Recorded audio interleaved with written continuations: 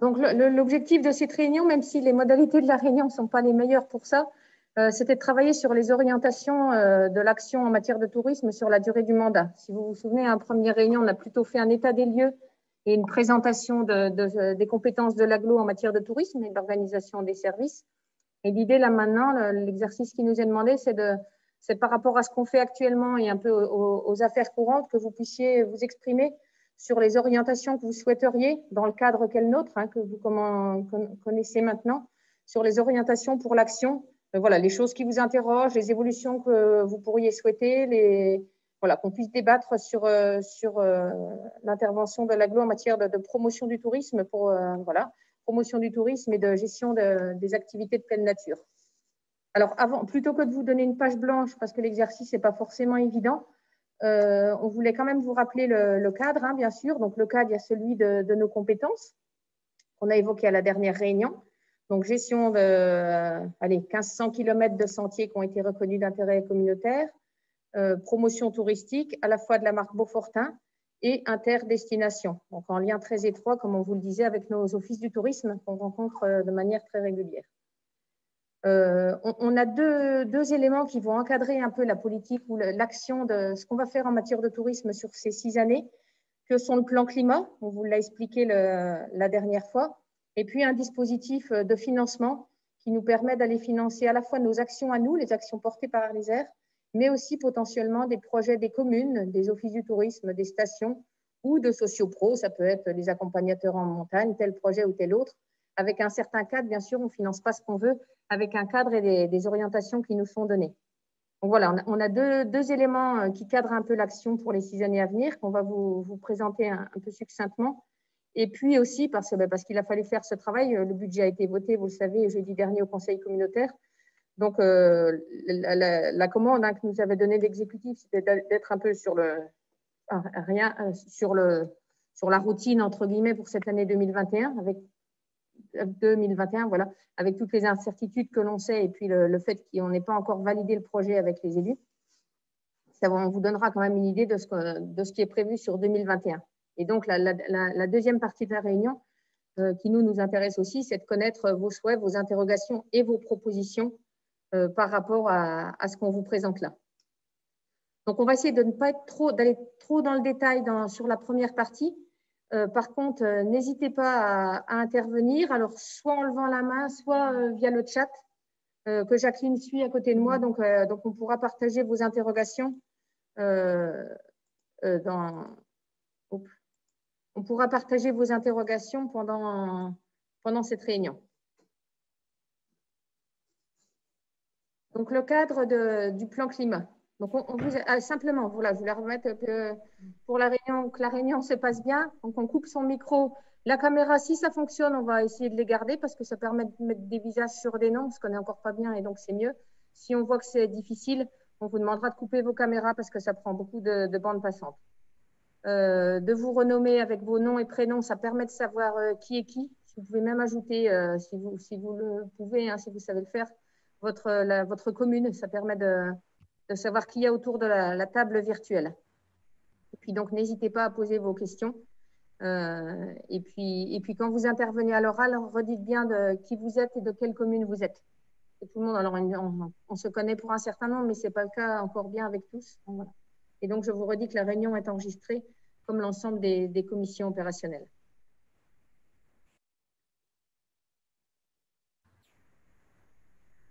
Donc, les fiches actions du PCAET, donc on vous les a envoyées la semaine dernière. Alors, voilà, ça vous a fait un peu de lecture. On n'a pas eu de retour d'aucun des membres.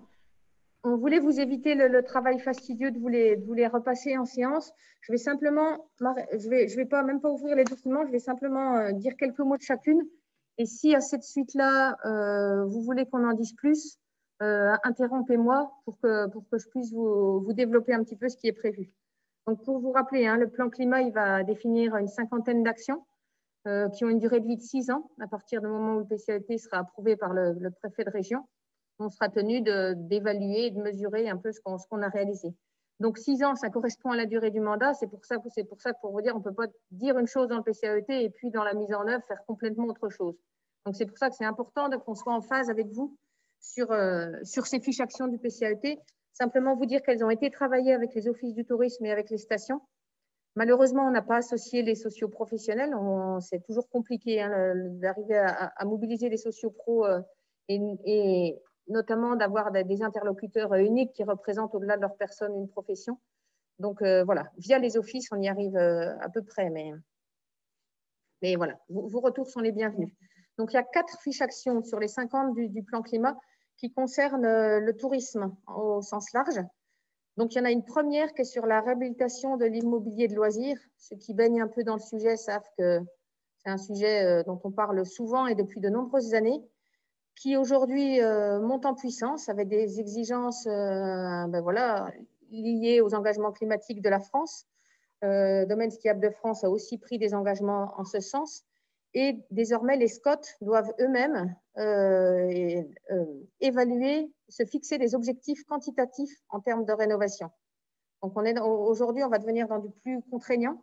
Il y a eu beaucoup d'expérimentations diverses et variées sur ce sujet-là. C'est toujours complexe, mais voilà, nous, on va être amenés sur ce mandat à travailler davantage qu'on ne l'a fait cette question de la réhabilitation de l'immobilier de loisirs. Et pour cela, dans la fiche action, on prévoit un certain nombre de choses, mais au-delà de l'état des lieux, un peu de ce qui est fait par les uns les autres, parce qu'il y a des choses qui sont en place avec l'ISHO, avec Affinity Ski, qui sont des dispositifs d'accompagnement du particulier, mais c'est d'arriver à un peu mieux connaître ce qui est prévu. Et il y a notamment en réflexion un poste mutualisé pour l'ensemble des stations, parce que c'est comme pour l'accompagnement des particuliers, il faut de l'ingénierie humaine, il faut des moyens financiers, et c'est le nerf de la guerre, on est bien d'accord. Mais on s'aperçoit aussi, les collègues qui ont travaillé ces sujets-là sur d'autres territoires insistent souvent pour le dire, c'est de l'accompagnement. Au-delà des financements, c'est de l'accompagnement et du temps de présence et de la sensibilisation. Donc, il pourrait y avoir un poste partagé sur ce travail-là. Et puis, la fiche identifie aussi un certain nombre d'outils de communication et de sensibilisation que je ne vous détaille pas là. Première des 4 fiches actions de notre plan climat sur le sujet de tourisme. Ensuite, on a 3 autres fiches actions. Alors, les 2 premières, la première, la 441, vous voyez, pour objectif d'accompagner les acteurs du tourisme dans la transition, on va dire, écologique, à la fois sur leur offre, sur qu'est-ce qu'on propose comme produit à nos clientèles, qu'elles soient davantage, qu'elles prennent davantage en compte les enjeux environnementaux, et comment on s'adapte au changement climatique. Donc, il y a pareil, là encore, on a travaillé un certain nombre d'actions. Alors, attendez,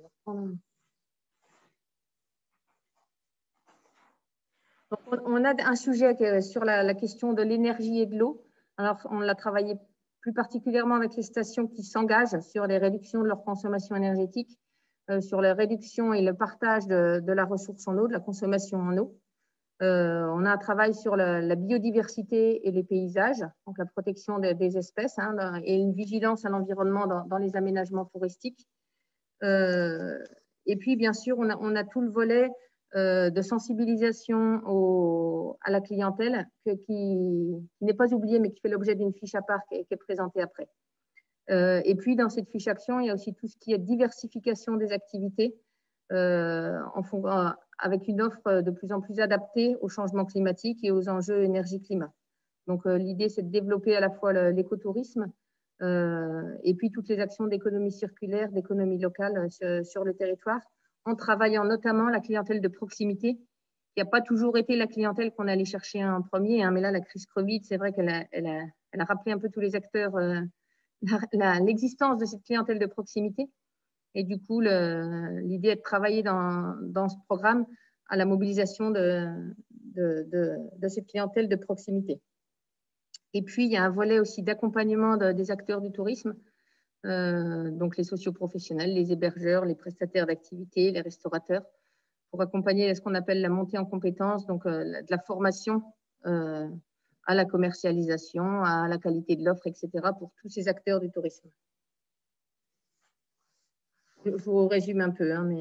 Ensuite, une 3e fiche sur la sensibilisation de la population touristique aux enjeux environnementaux. Donc, il y a un certain nombre d'actions qui sont identifiées que vous aurez pu lire, tant sur le respect des milieux, sur la gestion du déchet, sur sur l'impact environnemental d'un séjour ou d'une activité.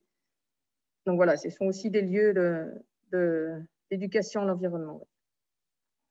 Et puis la dernière fiche action qui est à cheval sur notre commission et puis la commission mobilité, elle est sur la question du transport, puisque dans le bilan carbone, notamment des stations, hein, ce qui pèse le plus lourd, c'est le transport. Puis l'immobilier de loisirs, le chauffage en station arrive même après la question du transport. Donc l'idée, c'est d'arriver à travailler la mobilité, et notamment cette question des derniers kilomètres, hein, depuis nos aéroports, depuis la gare d'Albertville pour arriver en station quand on parle de l'hiver, mais c'est aussi l'été, le développement des navettes touristiques. Ceux qui sont dans la commission mobilité le voient, on y travaille dès à présent pour envisager le développement des navettes touristiques dès la saison prochaine. Et puis d'autres actions hein, de sensibilisation en mobilité douce et d'offres de services de covoiturage qu'on pourrait développer dans ce cadre-là.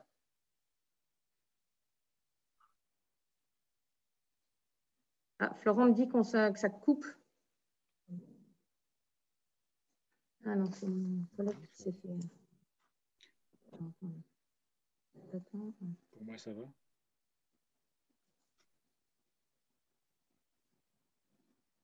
Pour info, parce qu'on parlait du transport, si vous m'entendez, il y a une étude qui va être lancée pour faire une ligne éventuelle entre Albertville, Mercury, Frontenex et Tamier.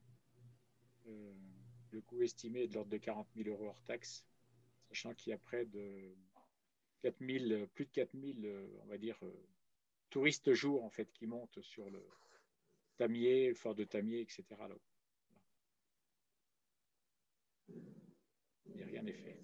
Une petite question, la personne qui vient d'arriver, qui est nommée avec P-Smart 2019, qui vient d'entrer en réunion, si vous voulez bien vous renommer avec votre prénom et votre nom, sinon on ne sait pas qui vous êtes.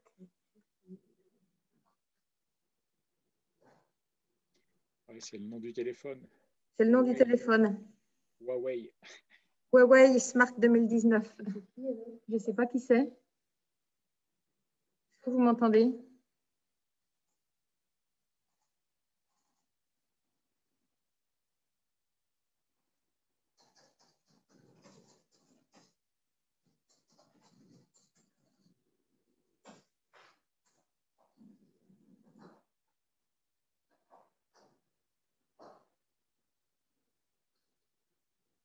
Non. Bon, on ne sait pas qui c'est. Sinon, on trouvera par la suite. Donc, il y a une expérimentation, Sandrine rappelait effectivement, qui va se mettre en place entre Albertville et le fort de Tamier, un peu à l'instar de ce qui se fait depuis Doussard sur le fort de Tamier, donc en direction à la fois du fort et des activités qui y sont proposées, mais il y a aussi tout le vallon de Tamier, l'abbaye, etc., qui sont des sites effectivement qui fonctionnent énormément l'été. Donc voilà, il y a eu plusieurs propositions d'établies hein, de faites par les membres de la commission. Et l'idée, c'est voilà, ça coûte vite cher, donc il faut arriver à doser et à expérimenter au mieux ces solutions-là. N'hésitez pas, si après la réunion, vous avez le temps de relire un peu ces fiches actions, à nous faire vos remontées suite à la lecture que vous aurez pu faire des fiches. Par contre, Laure, c'est Sandrine. Juste visiblement, la liaison entre Albertville et le fort de Tamier, ce ne sera pas possible pour 2021. Je ne sais pas, Philippe, si toi, tu as d'autres infos, mais… on va essayer de la mettre en place. En fait, on n'a pas le temps. Vous m'entendez, c'est bon là? Oui. On n'a pas le temps en fait, de lancer un marché propre. Donc, il y a une discussion qu'on va mettre en place début janvier avec nous, entre les mobilités et le tourisme, pour voir comment on peut effectivement, dès l'été prochain, pour juillet-août, arriver à mettre en fait 2 navettes, une qui fait Albertville, Mercury, Fort de Tamier, et l'autre qui fait Albertville, Frontenex, Fort de Tamier, avec des horaires à 13h et 13h30. Je vous fais ça de tête. Hein. Et puis un retour à 18h et 18h30, quelque chose comme ça. On va essayer de les mettre en place cette année. Alors, ce qu'on ne peut pas, c'est lancer un marché pour ça. On va essayer de voir si on peut arriver à les recoller au marché qu'on a de l'autre côté dans le Beaufort. Le Huawei, il y a du vent en plus dehors. Oui. Bonjour. Pardon, excusez-moi, bonjour. Bonjour. Je suis en déplacement. Mais merci, merci. Excusez-moi du retard. C'était un peu compliqué de me connecter. Donc, c'est Robin Desvrieux de Saint-Paul-sur-Isère. D'accord. D'accord. Alors, est-ce que vous voulez bien couper votre micro parce qu'on Oui, entend bien sûr. Pas de problème. D'accord. Et merci de nous avoir rejoints. Donc voilà pour les infos qu'on a. On en a parlé ce matin au bureau exécutif. Donc c'est à suivre. On en parlera à nouveau dans le début du mois de janvier pour essayer de faire au moins un test sur 2 ans pour voir ce que ça donne. Ça marche pas mal côté Haute-Savoie et plutôt l'après-midi parce qu'a priori les gens vont au lac le matin ou font du vélo le matin et l'après-midi ils sont excursionnistes en montagne. Alors ils vont peut-être plus à la luge d'été de Setnex, c'est possible, mais ils doivent pousser en fait pas mal jusqu'au fort de Tamier et à l'abbaye de Tamier. Voilà pour info. Je te laisse, Laure. Voilà sur ces premiers éléments de cadrage en lien avec le plan climat. Donc, je pense que vous comprenez un peu la philosophie de l'action pour les années à venir. Je vais laisser la parole à mon collègue Vincent, qui est en charge de la promotion touristique et qui pilote aussi le dispositif Espace Valéen, donc ce que je vous dis, un outil de financement dans lequel le territoire et même les anciennes communautés de communes, ça existe, les contrats, comment ça s'appelait à l'époque, les contrats stations moyennes, ça existe depuis une vingtaine d'années, je pense, c'est pas moins, qui étaient destinés avant, voilà, les périmètres n'étaient pas les mêmes, mais l'idée a toujours été de financer et d'accompagner les stations de moyenne montagne qui n'ont pas les mêmes facilités, on va dire, que les stations des grands domaines de Haute-Tarentaise, par exemple, ou autres. Donc, l'idée des générations de contrats, d'abord régionaux et départementaux, et maintenant européens, est d'accompagner toute la moyenne montagne. Donc, voilà, je te laisse la parole, Vincent. Normalement, ça fonctionne. Ouais. Bonjour à tous. J'espère que vous m'entendez bien. Donc, oui, en quelques mots, vous présenter ce dispositif qui, comme vous allez le voir, complète bien les orientations que la collectivité et donc les partenaires se sont fixés dans le cadre du PCAET que vient de vous présenter Laure. Donc là, avec Espace Valéen, effectivement, on parle d'un programme qui est porté à la fois par 2 acteurs qui sont l'État via le commissariat de massif et la région. On est en train, là, c'est le dernier mois de la deuxième mouture du second programme qui courait entre 2015 et 2020 et qui est quand même un dispositif qui, comme vous pouvez peut-être pas bien le voir, mais en tout cas l'apercevoir sur la carte, sur le diapo, couvre pas loin de 80% du massif alpin. Sur des échelles de territoire qui sont variables, soit des destinations touristiques à proprement parler, soit un regroupement de plusieurs destinations, comme c'est le cas pour Arlisère, puisque dans notre cas, c'est la collectivité, l'agglomération qui porte le dispositif à son échelle, et voilà, à l'échelle des 4 destinations touristiques, des 4 offices de tourisme. Donc, c'est variable. Ça permet de mobiliser des crédits, alors à la fois de l'État et de la région, mais également des crédits européens, les crédits FEDER en l'occurrence, qui peuvent bénéficier à des acteurs qui sont des maîtres d'ouvrage qui sont aussi bien publics. Donc, ça peut être vos communes, ça peut être nous, l'agglomération, et ça peut être les acteurs privés, socio-professionnels, les stations, les offices de tourisme. L'objectif, le but, c'est que les projets qui sont soutenus correspondent à une stratégie commune à l'échelle du territoire. Donc, je vais vous en parler un petit peu plus après. L'animateur me demande de démarrer votre vidéo. Hop, alors je vais la démarrer. Voilà. Alors, dans l'idée, sur cette programmation 2015-2020, c'est plus de 730 projets qui ont été soutenus sur une enveloppe globale sur un montant total de 95 millions d'euros, dont 54% de cofinancement. Donc, vous avez à peu près vite calculé, on est aux alentours de 60 millions d'euros qui ont été mobilisés dans le cadre de ce programme. Alors, dont les objectifs étaient de soutenir les territoires en matière de diversification touristique 4 saisons pour pouvoir développer le hors-neige, tout ce qui est activité hors-neige, et valoriser au maximum les patrimoines, que ce soit les patrimoines naturels ou culturels qui sont spécifiques à chaque destination. En termes de projets, ce sont principalement des projets de valorisation de patrimoine qui ont été soutenus, de développement de tourisme sportif doux et donc également des événements ou des études. Et en 2 mots, sur Arlisère, on est sur des montants, on est sur une enveloppe globale de projets soutenus qui se chiffre à 4,5 millions d'euros, avec un peu plus de 2,2 millions d'euros d'aide publique, à la fois donc, sur diverses actions d'aménagement. Ça a pu bénéficier notamment à l'extension de la Halle olympique, du musée, de la nouvelle scénographie du musée Tremplin. Aussi beaucoup sur tout ce qui est activité de pleine nature et notamment le schéma sentier et le développement des itinéraires pédestres à l'échelle de l'agglomération. L'application Trace Alpine, dont vous avez sûrement entendu parler, qui est l'application qui met en avant justement toute cette offre de sentiers et d'itinéraires, que ce soit pédestre, VTT ou cyclo, a été financée dans ce cadre-là. Et également, alors ce qui ne sera plus le cas dans la prochaine programmation, mais également de l'ingénierie avec des postes notamment postes d'animation du dispositif et du développement des sentiers de pleine nature qui ont été financés. Sur le prochain programme d'action 2021-2027, donc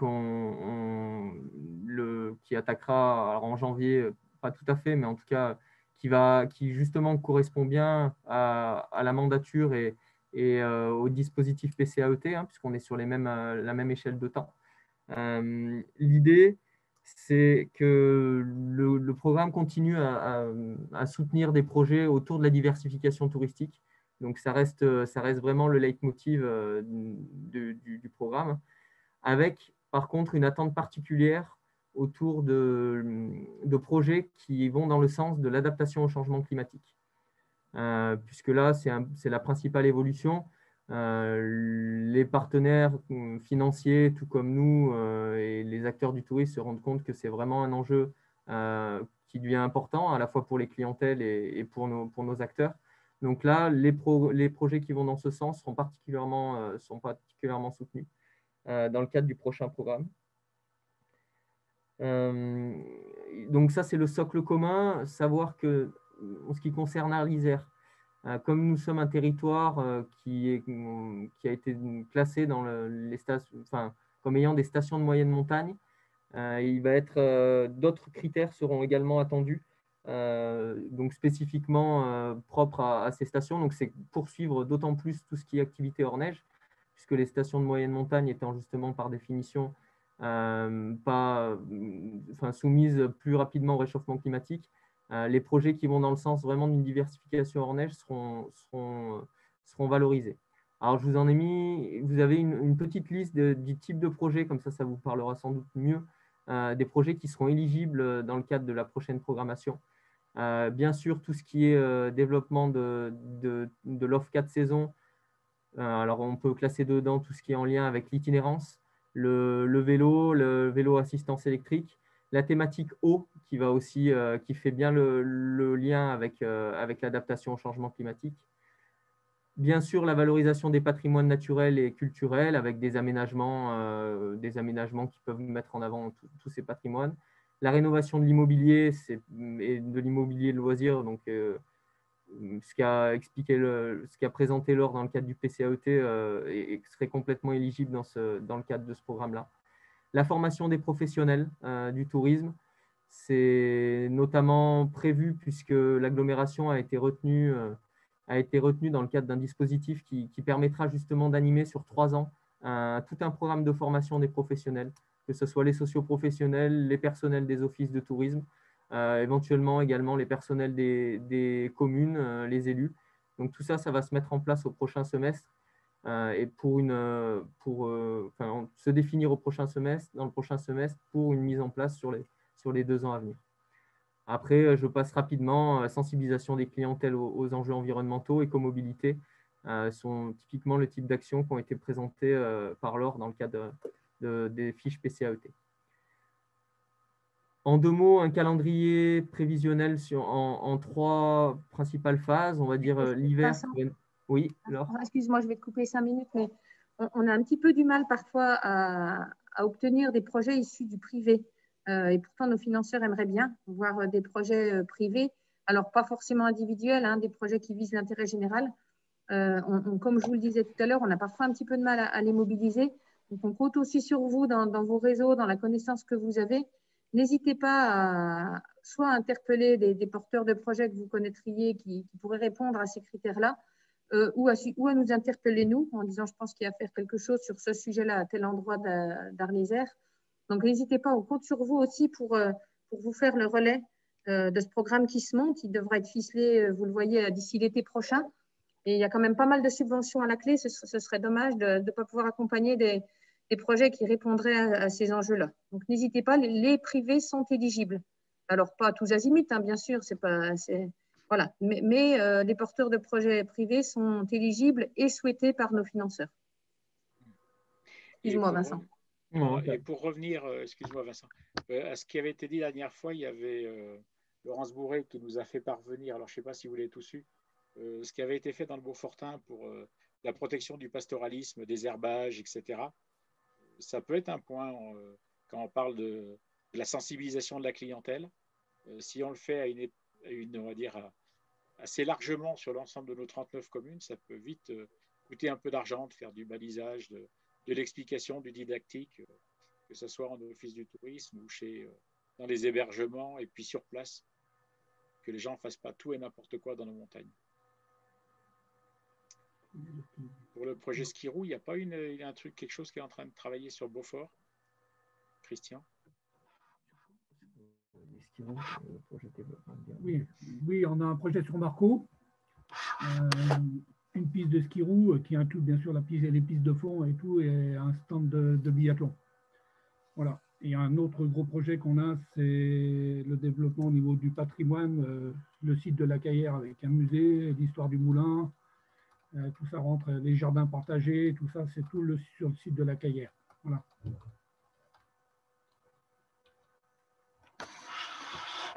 Donc, on est là, ça fait bien le lien avec le calendrier prévisionnel. On est dans la première phase qui est prévue sur l'hiver, qui est à la fois d'actualiser la stratégie et les objectifs qu'on se fixe sur le programme. Donc, ils sont de toute façon, ils sont identifiés. Hein. Ce sont les 4 grandes thématiques qui ont été présentées par Laure dans le cadre du PCAET. Et puis, justement, identifier les projets qui, comme les projets que vient d'évoquer Christian, pourraient venir s'intégrer dans ce dispositif et bénéficier d'aide. Donc là, pour le coup, je vais y revenir après, mais dans la méthodologie, on compte notamment sur les offices de tourisme qui eux, ont une bonne connaissance de leurs socio-professionnels, qui savent les projets qui peuvent remonter. Donc, on est dans cette phase-là. Et ensuite, on aura une deuxième phase au printemps qui sera une phase un peu plus administrative, vraiment de montage et de dépôt du dossier, qui devrait normalement être le cas pour mi-avril ou mi-mai. Et une sélection des candidatures qui aura lieu à l'été.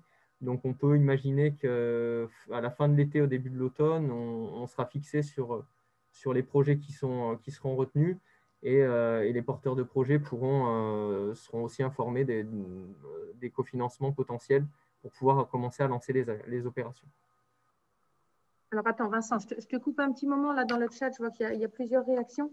Il y a Thomas Bray qui évoquait qu'il y avait également un projet de skirou sur les saisies dans le cadre de la remise en état du stade olympique de biathlon. Donc, voilà,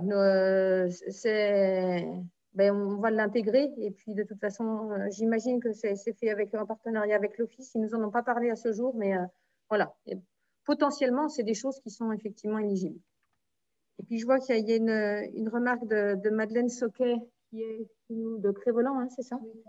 De Crévolan, qui évoque les difficultés liées au passage des randonneurs, hein, des VTT et des randonneurs. Est-ce que, Florent, tu peux peut-être dire un mot sur ce sujet-là qu'on a commencé à travailler? Oui, bonjour à tous. Il y a un travail qui est mené avec le département notamment, mais aussi la SEA sur des supports plus visible et plus lisible sur notamment les zones d'alpage pour vraiment communiquer auprès des différents pratiquants et notamment dans un contexte où beaucoup de personnes avec un tourisme régional qui a explosé avec le confinement ou les confinements successifs, ça amplifie ce phénomène-là. En tout cas, il y a un travail de fond qui est mené. Après, sur la partie passage de vélo et randonneurs et sur les parties clôture, il y a aussi des dispositifs qui existent aujourd'hui et il y a, au-delà de l'information auprès des usagers, par rapport à la mise en place de portes de parc, on fait un travail aussi de fond et où on met à disposition des portiques de parc auprès des différents exploitants. Donc ça, il ne faut pas hésiter sur Crévolan notamment, mais sur les autres communes, s'ils n'ont pas été identifiés, à nous en faire le retour pour qu'on puisse équiper aussi ces différents alpages de portes de parc et éviter les déboires de clôture qui ne seraient pas refermés. Alors, j'ai eu, pardon, merci, c'est peut-être vous qui avez amené au printemps dernier chez nous, je ne sais pas, je ne me rappelle plus du tout qui avait amené les portillons. Effectivement, on a eu le droit à deux portillons de clôture, oui, voilà, pour les VTT, voilà. Alors, par contre, assez compliqué à fixer sur les piquets. Alors après, je ne sais pas avec qui je dois voir ça, c'est peut-être sur le moment, peut-être, je ne sais pas avec qui on doit voir ça. Le système est assez compliqué à mettre en place, quoi. Non, mais ça, il faut revenir vers nous. C'est le chef d'équipe, Luc Demarais, que vous avez vu. Mais ça, il faut revenir. Enfin, je laisserai le contact mail où il sera dans le compte rendu, je pense. Donc, il faut revenir vers nous sur ce sujet, sur des cas précis comme ça, pour qu'on puisse vous accompagner pour bien le mettre correctement en place. Il n'y a pas de souci. Ok, merci. Florent, je vois qu'il y a plusieurs personnes. Donc, il y a Magda de Crévolan. Et puis, il y avait aussi Laurence Bourré qui s'était manifestée pour travailler sur ce sujet. Je pense que ça peut être bien. Je pense que ça motive un certain nombre de personnes. Peut-être d'associer, si vous en êtes d'accord, vous les élus de la commission, pour que quand ça aura un petit peu avancé, qu'il y ait un petit bout de réunion dédié sur ce sujet-là, de la sensibilisation. Parce que vous avez l'air d'être sensible au sujet et que vous puissiez être associé aux travaux et aux choix qui seront faits en termes de communication et d'outils de sensibilisation. Je ne sais pas ce que vous en dites, Christian et Philippe, Sandrine, mais ça peut être bien. Tout à fait, je veux dire, c'est ce que je disais tout à l'heure. Il y a eu des affiches, il y a des choses qui ont été faites dans le Beaufortin à une époque, là, sur toute cette partie. Ça peut être intéressant peut-être de les réactiver ou de les moderniser. Ton micro est un petit peu faible, Philippe, si tu peux. Ah bon? Ah, là, c'est mieux. Je disais qu'il y avait des choses qui avaient déjà été faites dans le temps dans le Beaufortin. C'est peut-être l'occasion de les réactiver à l'échelle de l'agglo pour tout le monde. On peut dire que Florent et Luc, qui travaillent sur ces questions-là, vous associeront dans les choix parce qu'il y a pas mal de propositions. On ne va pas réinventer l'eau chaude. Il y a eu des choses de fait sur Beaufortin, en Haute-Savoie aussi. Christian nous avait fait passer. Non, mais Laurence Bourré nous avait envoyé un document là-dessus. Oui. Donc, Florent et Luc vous recontacteront sur ce sujet-là. On peut dire ça, Florent? S'il y a d'autres personnes d'ailleurs qui veulent s'associer, là, j'ai noté Magda Soque-Juglar et puis Laurence Bourré. Mais s'il y a d'autres personnes qui veulent s'associer à ce travail-là, n'hésitez pas à vous manifester, que ce soit maintenant ou plus tard auprès de moi ou de Florent. Pas de problème. Dès qu'on a avancé davantage là, sur le contenu, les différentes actions qu'on peut mettre en place, on peut revenir vers ces personnes qui sont manifestées. Il n'y a pas de problème, au contraire. Merci. Il y a même un point, moi je le vois avec les alpagistes qu'on a sur Bellecombe, mais je pense que c'est la même chose dans le Beaufortin, qu'ils aient un système de signalisation avec une espèce de plaque derrière le pare-brise. Parce que les gens se disent, il y a des 4x4 qui passent, ils n'arrivent pas forcément à tout ça comprendre. Ah oui. Il y a des gens qui travaillent pendant qu'eux, ils sont en vacances. Et peut-être qu'une identification par un système X ou Y permettrait, sans que ça soit un système de passe-droit, de faire n'importe quoi, mais il y a d'expliquer aux gens, voilà, ces gens qui passent, ils sont alpagistes, ils vont sur leur lieu de travail. Et ça semble important. Oui, tout à fait. Il y a une question, je change de sujet, mais de M. Bernard Pivier de Sevin. Voilà, qui demandait si les aires de covoiturage seraient envisageables pour les communes. Alors, ce qui est covoiturage, ça va être plus être du ressort de la mobilité, des financements que Stéphane Piquier peut mobiliser. Nous, au titre du tourisme, alors si on est sur des aires de covoiturage en direction de sites à haut potentiel touristique, à la limite, on pourrait le faire passer. Je ne veux pas dire qu'il n'y a pas d'intérêt touristique à Sevin, il y a des choses intéressantes hein, sur le coteau de Sevin, etc. Mais je ne suis pas sûre qu'on puisse les financer dans le cadre d'un contrat qui a une vocation touristique. Par contre, en termes de mobilité, je ne sais pas vous répondre, mais est-ce que vous avez les coordonnées? Je vais vous noter son nom là dans le chat, de Stéphane Piquier, qui suit ces questions-là chez nous et qui éventuellement pourra vous indiquer des financements qui seraient mobilisables. Dans tous les cas, je vous invite à vous rapprocher de lui puisqu'on essaie de coordonner un petit peu les aires de covoiturage sur le territoire en lien avec le réseau du département. Donc, contactez-le pour évoquer ce projet, si vous le voulez.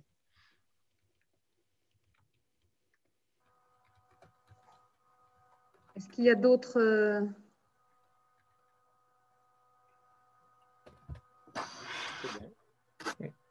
Et donc, dernier point pour évoquer, on a commencé à le faire, mais la méthodologie, maintenant qu'on a vu le calendrier.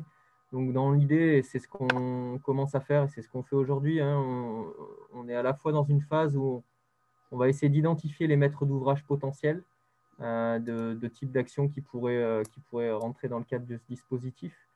Et puis, donc ça, c'est via principalement les offices de tourisme hein, qui sont en lien à la fois avec les socioprofessionnels et les communes. Nous aussi, sur Arlisère, hein, identifier un certain nombre de projets qui peuvent être portés par la collectivité directement. Suite à cette remontée-là, il y a on va dire une première liste. On va pouvoir actualiser notre positionnement, notre stratégie, sélectionner plus rigoureusement les projets qui seront pour le coup éligibles au dispositif et qui pourront être retenus. Hein. Donc là, comme l'a précisé Laure au début, l'idée c'est quand même qu'on soit quand même en lien avec les objectifs du PCAET.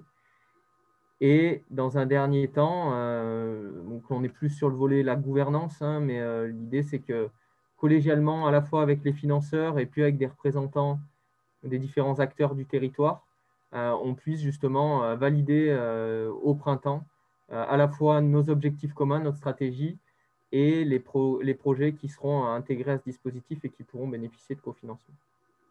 Donc, parmi les acteurs qu'on pensait, qu'on voulait vous proposer d'associer dans ces comités de pilotage, donc évidemment les partenaires financiers, des élus d'Arlisère qui peuvent être aussi des élus au-delà du groupe restreint, donc des élus en charge du tourisme. Donc, on pose la question, est-ce que certains d'entre vous souhaiteraient être associés au dispositif de comité de pilotage de ce programme-là?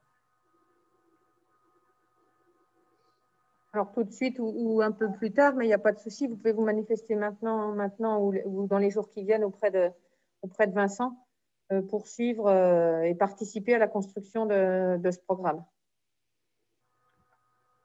Et puis des représentants, bien sûr, des offices de tourisme, au moins un représentant d'une des stations, des socioprofessionnels, si possible, qui auront des projets dans le cadre de ce dispositif-là. Et puis, pourquoi pas associer un territoire espace valéen qui pourrait être un territoire voisin, avec qui on pourrait éventuellement envisager des projets communs, puisque on est largement encouragé dans le cadre de ce dispositif à avoir des projets qui peuvent dépasser vraiment les limites territoriales et être portés avec d'autres stations, d'autres offices de tourisme, d'autres socioprofessionnels. Donc là aussi, si vous avez eu vent de ce type de projet chez vos socioprofessionnels ou dans vos communes, n'hésitez pas, c'est des projets qui peuvent vraiment s'intégrer dans le cadre de ce dispositif. Et puis Savoie Mont Blanc Tourisme également serait associé à ce comité. L'exemple, si on parle des territoires, c'était c'est la VC 62, VC 63, qui sont ces pistes cyclables qui maintenant maillonnent le territoire et rejoignent l'Isère d'un côté, Chambéry, Annecy de l'autre. voilà, ça c'est un exemple de travail, on va dire, en étroite collaboration avec les communes d'à côté ou les départements d'à côté au niveau de la région. Oui, il y a eu, donc tu fais bien de citer cet exemple-là, Philippe. Il y en a également un autre dans le domaine de la culture, hein, avec un projet qui est porté par la Fondation Fassim, qui est l'escapade baroque dans les Alpes, et qui vraiment associe sous le chapeau de la Fondation Fassim, qui justement chapeaute l'ensemble, qui associe plusieurs territoires alpins pour mettre en place des programmes culturels, des outils, que ce soit vidéo, que ce soit application numérique, des visites guidées, qui dépassent très largement le cadre d'un office de tourisme ou même d'un territoire comme le nôtre, comme une agglomération. Donc, il y a peut-être d'autres pistes aussi à creuser. N'hésitez pas à nous faire remonter les idées que vous auriez ou des projets auxquels vous auriez eu vent dans vos communes respectives. Oui, bonjour, vous m'entendez? Oui. Oui, bonjour. Donc, c'est Robin Desvrieux de Saint-Paul-Chaudière. Je me permets d'intervenir Votre caméra, pour un s'il vous projet plaît. juste. Ah, oui, alors pardon. On vous voit. Pas de problème. J'en ai pour 2 secondes. Pardon. Hop, voilà, excusez-moi. Vous me voyez? Très bien. Allô, oui. Voilà. Oui, donc je suis en montagne, hein, c'est pour ça que je suis pris sur une formation en même temps. Je me permets d'intervenir. Voilà, en fait, moi je suis en relation avec le conseil départemental de course d'orientation de la Savoie, avec qui je suis en contact et qui a un projet, qui a plusieurs projets même d'aménagement. Je crois qu'ils ont pris contact avec Arlisère, donc je ne sais pas avec qui exactement, à la fois pour des projets de développement de patrimoine, donc sur des parcours développement de patrimoine sur des communes, à la fois sur des projets de développement de lieux spécifiques, style à Crévolan, style au Saisie, par exemple, ce que je sais. Donc voilà, le comité est vraiment, on va dire, motivé, enfin en tout cas, à force de proposition et un énorme plan de développement à la fois sur vraiment pour du développement touristique et à la fois sportif, pourquoi pas, de la course d'orientation dans le territoire. Voilà. Le comité départemental qui porte? Oui, exactement, comité départemental de Savoie de course d'orientation, tout à fait. Alors, est-ce que Florent, tu en as entendu? C'est Laurent Astrade, donc le président. Moi, je suis en contact avec eux par divers canaux. Et du coup, voilà, l'idée, c'est de savoir si vous avez été mis en contact ou pas. Si ce n'est pas le cas, du coup, je me permets de commencer. Et je sais qu'ils ont vraiment un très gros projet, enfin, beaucoup de lieux qui ont été visés pour à la fois du développement patrimoine et à la fois du développement sportif et touristique. Sachant qu'il y a un club sur Albertville qui est assez jeune. Mais voilà, exactement. Alors du coup, je suis membre du club d'Albertville, oui, tout à fait. D'accord, qui est très dynamique et qui a effectivement absolument, ouais. un nombre de propositions. Et ce genre de propositions, en fait, c'est porté par le comité départemental parce que c'est des projets de cartographie, des projets de mise en place de parcours permanents. Donc du coup, à l'échelle d'un club, c'est un petit peu trop gros. Et voilà, donc je sais que le comité départemental souhaiterait vous rencontrer à Arlisère pour vous faire part de ce genre de projet, quoi. D'accord. Est-ce que à ce moment-là, faut peut-être leur dire donner nos coordonnées, les miennes et celles de Florent. Ok. Et puis qu'on entre en contact.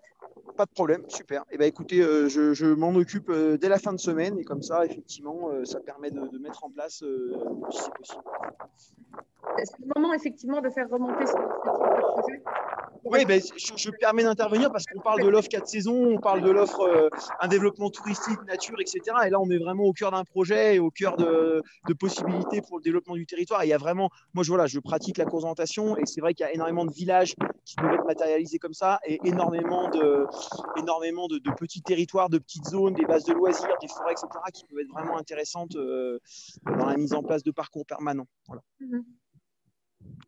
C'est noté. Voilà. Merci. Ça existe à petite échelle.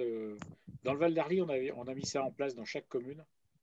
C'est plutôt pour les enfants. Après, effectivement, ça pourrait être... Oui, alors pour les scolaires, c'est vrai que c'est vraiment hyper intéressant, hyper pratique et très. Mais moi, je viens à la base. Voilà, ça fait pas très longtemps. Ça fait 4 ans que je suis dans la région et je viens de la région de la Loire, vers Saint-Étienne. Et en fait, il y a énormément de parcours qui ont été mis en place en forêt et qui marchent vraiment super bien sur le développement touristique. 4 saisons, quoi, et notamment l'été, en saison estivale. Oui, je vois, c'est marqué. En fait, c'est développer, coordonner, apporter son expertise de communiquer et d'organiser la pratique des activités d'orientation, les pédestres, ski et raquettes, randonnée, vélo tout-terrain. Absolument, absolument. L'année prochaine, il y a une très grosse compétition qui est organisée, qui était prévue cet été à La Plagne, voilà, donc qui a été reportée d'1 an. C'est une manche de Coupe de France. La station de La Plagne est vraiment partenaire avec l'Office du tourisme. Ça va être un très gros événement pour la présentation. Et voilà, je sais qu'il y a un projet sur Beaufort, par exemple. On a allé faire des repérages pour regarder un petit peu le village. Voilà, sur Conflans, j'ai refait la carte il n'y a pas longtemps. Voilà, c'est des petites choses, mais qui sont portées à l'échelle plus large du comité départemental. Okay. Et même pour les loisirs de proximité, c'est vrai que c'est quelque Absolument. chose qui mobilise assez fortement la population et puis toute génération confondue.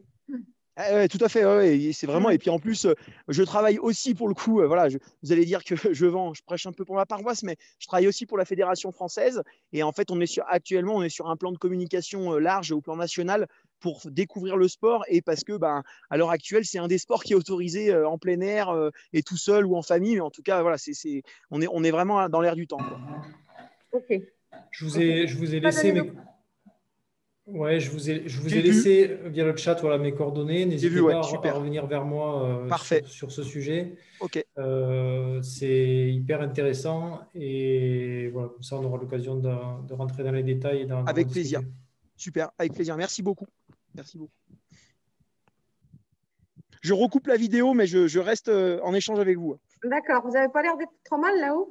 Non, on est bien, je suis à Tignes, là, sur le glacier de Tignes à 3000, on est pas mal, ouais. Effectivement, il fait grand beau. Je pensais pas qu'il y aurait du réseau, mais même ici, il y en a, donc c'est super. Voilà, je reste avec vous, je coupe. Merci. Ok, merci. Donc l'idée maintenant, avant de vous laisser plus encore la parole, c'est de vous présenter un petit peu la programmation 2021 qu'on a décidé entre notre première réunion de commission et la deuxième. Donc c'était un peu rapide pour pouvoir mettre en débat un certain nombre de sujets. Donc voilà, je vais vous présenter, alors pas tout ce qu'on va faire en 2021, parce qu'il y a un certain nombre de choses que vous connaissez d'ores et déjà, du coup, d'entretien de réseau, de promotion qu'on a évoqué à la dernière réunion. On a essayé plutôt de faire ressortir un peu les nouveautés 2021. Donc voilà, une première évolution, c'est le pays d'Albertville, qui, comme vous le savez, on a une phase travaux. Donc, une fois que les sentiers seront tous aménagés, ce qui serait normalement fini à la fin de l'été prochain, on a tout le travail qu'on appelle la mise en tourisme, c'est-à-dire la promotion de ces sentiers. Donc ça, bien sûr, c'est travailler avec la Maison du Tourisme et c'est arriver à rentrer davantage d'itinéraires sur notre application Trace Alpine, à commencer à éditer un certain nombre de documentations papier, à faire de la communication sur les réseaux sociaux, etc. Donc ça, c'est un travail qui va être engagé avec et surtout par la Maison du Tourisme, mais voilà, travailler étroitement avec eux sur ce sujet-là. Deuxième évolution, mais qu'on avait évoquée à la première réunion, c'est le passage à la régie sur les sentiers du Val d'Arly, donc a été confirmé avec 4 agents, ce qui veut dire qu'in fine, c'est quand même pas tout à fait rien, c'est 14 agents saisonniers qui sont à recruter chaque année sur l'ensemble du territoire pour entretenir et remettre à niveau nos sentiers. Donc voilà, ça fait quand même 14 emplois sur le territoire sur des saisons, ce qui représente, on le verra après, un budget pas négligeable. Il y a un travail qui a été amorcé aussi sur le Val d'Arly, c'est un travail autour de la faisabilité d'un tour itinérant pédestre, sur lequel donc, Florent et Luc travaillent avec un accompagnateur en montagne du Val d'Arly. Donc voilà, le sujet de l'itinérant, c'est quelque chose, alors ça fait quelques années, surtout sur notre territoire, voilà, c'est quelque chose de connu et de récurrent, qui aujourd'hui est un peu mis à l'honneur aussi par nos financeurs. Donc il y a des opportunités de financement qui est un peu à la mode, avec des itinéraires un peu mythiques, Tour du Mont Blanc, etc., qui ont mis en lumière un peu ce concept-là. Donc voilà, un travail sur ce sujet-là dans le Val d'Arly qui avance. Côté Beaufortain, une évolution de l'offre enduro dans le cadre d'un label endurable, donc qui s'engage pour le développement durable. Donc ça, si vous voulez, Florent pourra vous en dire quelques mots, si vous voulez en savoir un peu plus. Ce qu'on a évoqué juste avant, des opérations test pour un meilleur partage de l'espace et des pratiques et le respect du milieu. On a énormément de remontées suite à la saison d'été. On l'a évoqué à la dernière réunion et il y a des remontées un peu de tous les milieux, de différents canaux qui arrivent sur ce sujet-là. Et puis, ce qu'on avait évoqué aussi à la première commission et sur lequel on voulait revenir, c'est d'arriver à développer la veille avec vous, référents communes. Alors, vous qui êtes dans la commission, mais aussi tous les référents, si vous vous souvenez, on avait convenu que Florent envoyait un mail à toutes les communes en demandant un référent sentier pour que vous puissiez nous faire remonter rapidement toutes les difficultés. Voilà, un arbre qui est en travers d'un sentier, voilà, on peut pas avoir des gens qui ne font que de la veille parce qu'on évite ça. Hein. Mais du coup, toutes les remontées que vous pouvez avoir sur les communes via la population locale, les touristes, les sociopros, on aurait besoin de développer ce réseau de veille. On arriverait comme ça à être plus efficace dans nos interventions d'entretien des sentiers. Florent, je ne sais pas quel est le taux de retour que tu as suite à ton appel dans les communes. Il est de 90%, donc il est très bon. Je crois il manque Albertville, Sevin, mais Sevin, je pense que Bernard Pivier qui nous écoute, là, il n'a peut-être pas eu l'info ou la mairie ne lui a pas transmis. Mais j'imagine que c'est lui le référent sentier sur Sevin. Et puis voilà, de tête, il y a ces deux communes. Ces deux communes-là, je vais vérifier en même temps, là, mais je l'ai regardé ce matin. Donc, on a quasiment tout le monde qui a répondu là. Donc, on a une liste à jour. D'accord. Ça, c'est vachement important parce que c'est vrai que c'est quand même tous ceux qui sont au cœur des territoires qui peuvent faire ça pour donner un meilleur service à tous les gens qui viennent nous visiter.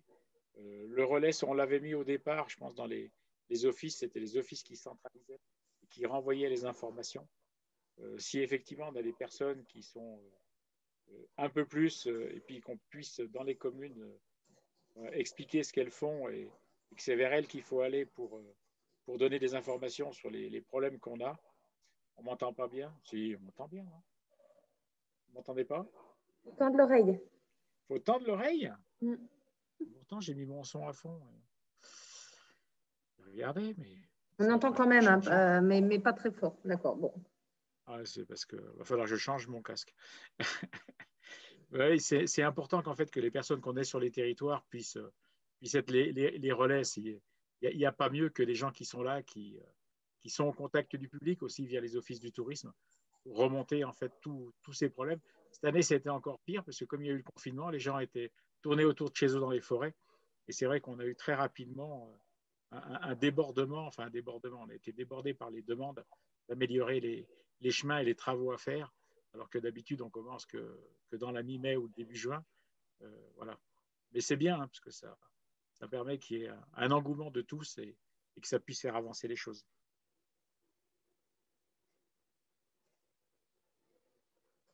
Voilà, je termine sur ces évolutions 2021. Donc, comme vous l'avez vu, en dernier conseil communautaire, on a revoté les partenariats avec Marie Bauchet et François Daen.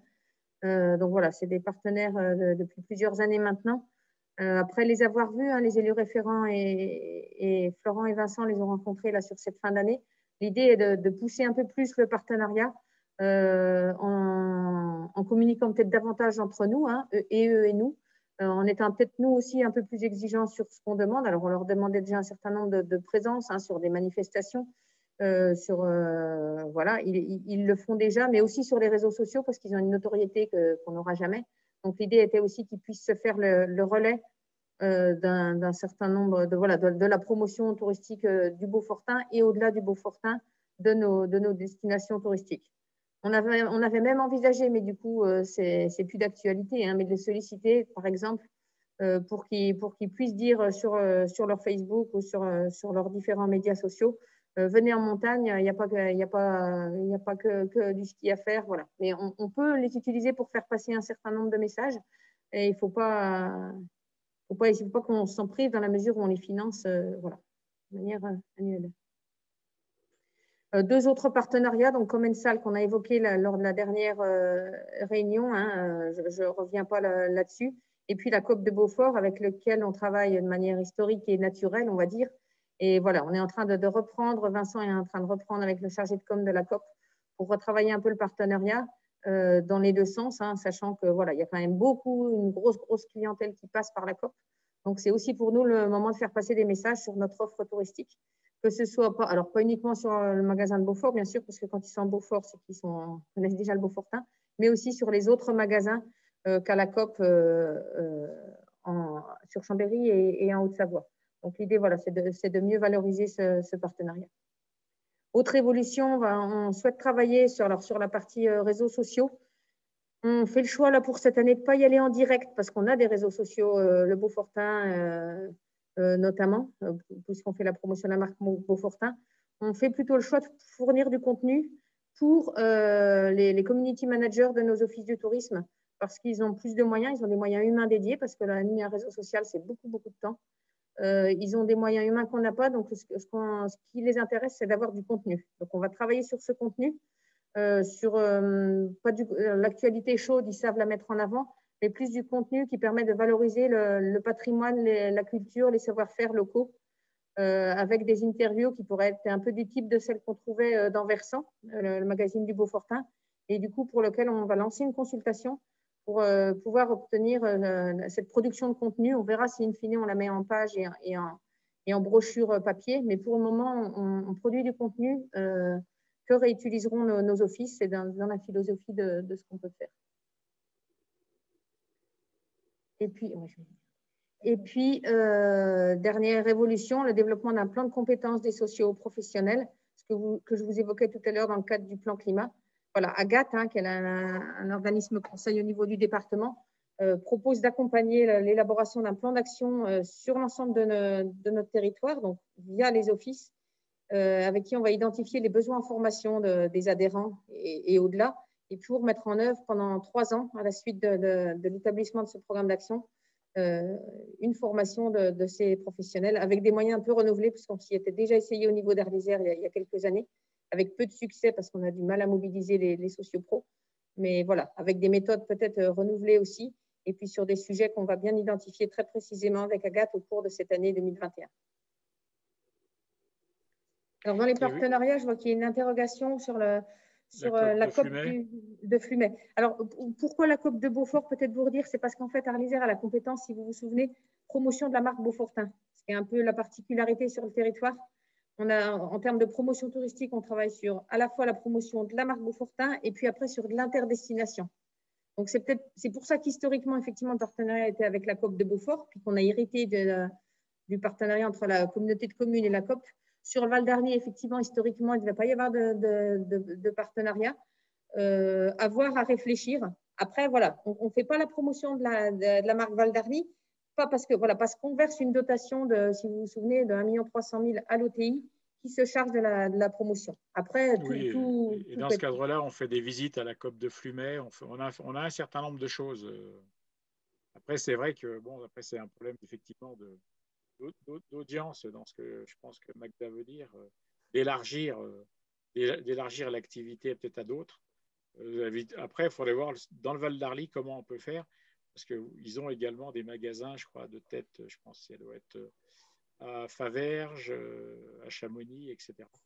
À Chamonix, si on va faire de la pub pour le Val d'Arly ou chez nous, ça ne va pas être le même style de territoire pour le sport. Mais ils sont présents. C'est à l'occasion à voir avec l'OTI, ce qu'on peut faire. Je note, je vois Thomas Bray qui a noté une coquille dans la convention avec François Denge. J'ai transmis l'information à Vincent qui regardera.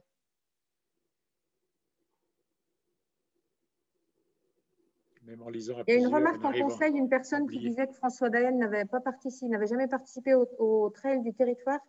Ce n'est pas le cas puisqu'il a fait au moins une fois la Frison Roche, voire plusieurs fois. Donc, non, on ne peut pas dire qu'ils ne s'investissent pas sur le territoire pour le coup, il me semble. Christian, tu le diras. Mais... Oui, il participera aussi. On va organiser des trails blancs pour les marmots cet hiver. Là, il va participer. Le 20, j'ai donné les dates. Je crois que c'est le 23 et le 30. Et le 30 décembre. Le 30 décembre, il sera présent. C'est vrai qu'il a été sur la Frison Roche, pas la dernière, mais l'avant-dernière. L'année passée, il y était dessus. Oui. Et ben, quand il peut être là, il est actif. Tout dépend de son calendrier. Pareil, pour 2020, il s'est aussi engagé à être là sur la Frison Roche ou la Pyramenta d'été. Donc, il participera. Et si vraiment il a une indisponibilité, il poussera ces événements d'une autre manière. On a eu ces engagements là-dessus. Je le redirai la prochaine fois à la personne qui se posait la question. Je pourrais le dire en public au prochain conseil d'agglomération du mois de janvier. Ou de février, je pense, c'est début février. Février, je pense. Juste avant les vacances. Voilà, par rapport à ce qu'on vient de dire, je vous ai remis de manière très synthétique, mais ça permet de se rendre compte quand même les éléments du budget, donc tourisme 2021. Donc, si on regarde, on a tous tendance à regarder en bas à droite, en général. Donc, on est à 2 800 000 euros mis par la communauté d'agglo, tant en fonctionnement qu'en investissement. Donc, voilà, à la fois sur la gestion des sentiers, ce qu'on disait tout à l'heure, avec 750 000 euros à peu près. Tout ce qui est promotion touristique, donc Beaufortin et interdestination, 330 000 euros. L'observatoire touristique qui est un peu à part, que je vous ai mis pour mémoire, on le finance pour le compte de toutes nos stations, en fait, qui ont un zoom en temps réel, une actu hebdomadaire, des taux de remplissage de leurs stations et une comparaison avec des stations de même profil. Donc voilà, c'est un outil de pilotage. Ce n'est pas qu'un observatoire avec on accumule de la donnée, c'est un outil de pilotage pour les stations qui coûte un peu cher. C'est pour ça que l'Agglo avait fait l'effort sur le dernier mandat de dire allez, on vous l'offre pour 3 années. Ce sera la dernière année en 2021, donc il faudra se poser la question du marché. Il faudra se poser la question de ce qu'on fait par la suite sur cet observatoire économique. Est-ce qu'on continue à payer pour le compte des offices du tourisme, parce qu'en gros, c'est les offices du tourisme qui en bénéficient, ou est-ce qu'on demande à chacun de reprendre à sa charge cet observatoire économique? Et puis, ce que je vous disais, la subvention Excuse-moi Laure, mais sachant que dans la dernière mandature, là, il fallait qu'on puisse mesurer l'augmentation des activités touristiques été par rapport à ce qui était mis en place. Et ça faisait partie, il me semble, de la seule manière qu'on avait de pouvoir aborder avec des chiffres, de pouvoir dire en fait d'avoir des taux de remplissage en comparant l'été, l'automne, etc. Et on les avait via ce biais-là. Donc, je pense que c'est un observatoire. C'était un des arguments. C'était un des arguments, sachant que l'observatoire, il en était question depuis 2010, de mémoire, 2009 ou 2010, et qu'il y avait toujours un peu un frein des élus parce qu'il y avait des expériences un peu négatives par le passé et puis la peur du budget que ça représentait. C'est vrai qu'aujourd'hui, l'observatoire G2A, il est très puissant. Il a le monopole sur l'ensemble des stations françaises, Pyrénées, Alpes et aussi sur des stations de bord de mer. C'est un outil hyper efficace et puissant qui regroupe la majeure. J'ai plus en tête le nombre de lits qu'ils ont dans leur outil, mais c'est énorme. Si ça va aller chercher avec des outils informatiques l'ensemble des taux des réservations sur une destination donnée. Ils font de l'enquête clientèle en ligne. Voilà, ils ont des outils numériques très puissants pour alimenter cet observatoire. Et aujourd'hui, si ce n'est pas eux, c'est personne. Je l'ai fait un peu courte, mais c'est quand même la réalité. Pour le coup, ils sont, voilà, l'approche tarifaire, c'est cher, mais en même temps, l'outil qui est en face est puissant. Et puis, bien sûr, on négocie les tarifs avec eux dans la mesure où on a pris une adhésion pour tous nos offices du tourisme. Tout à fait. Mais, enfin, je pense que c'est un point qui est important. Ça aide aussi tous les sociopros, tous les gens qui font de la location, tous les acteurs, en fait, même les domaines skiables. C'est très large comme commercialisation indirecte de notre territoire, cet observatoire. Je pense que ce sera bien sur la fin de l'année 2021, ou enfin, à un moment où on se posera la question de est-ce qu'on relance ou pas ce marché, on pourra inviter G2A à faire une petite présentation du produit. Je pense que ce serait bien que les membres de la commission aient un peu en tête, un peu plus dans le détail ce que c'est que cet observatoire, si vous le souhaitez, mais on pourrait organiser ça avec G2A. Et donc voilà, la subvention à la Maison du Tourisme et la dotation à l'OTI qui représente 1 600 000. C'est pour ça que je vous disais dans le cadre de… Donc, sur les 1,6 million, il y a 1,3 million, un peu 1 356 000 ouais, pour l'Office du tourisme. Pour l'Office du Val d'Arly. Qui sont, je le répète encore une fois, je me répète, mais il ne faut pas qu'il y ait de penser que c'est Arlysère qui paye en fait tout ça. C'est la dotation que donnait en fait Comarly sur ses impôts à l'époque à l'Office du tourisme intercommunal. Donc, ce n'est que la droite ligne de ce qu'il y avait avant. C'est une continuité qui est faite pour l'Office du tourisme de la part d'Arlysère. Et pour la Maison du tourisme, de tête, on a dû voter l'autre jour dans les 288 000 ou 280 000. Oui, c'est ça. Sachant qu'après, on les héberge, il y a des accords, il y a un certain nombre de choses. Et puis la mairie d'Albertville fait beaucoup par son propre service d'animation pour la partie grosse activité de l'été. Quand c'est le Tour de France, quand c'est les musiques militaires, enfin… toutes ces choses-là, qui ne viennent pas rentrer en fait dans ce cadre-là.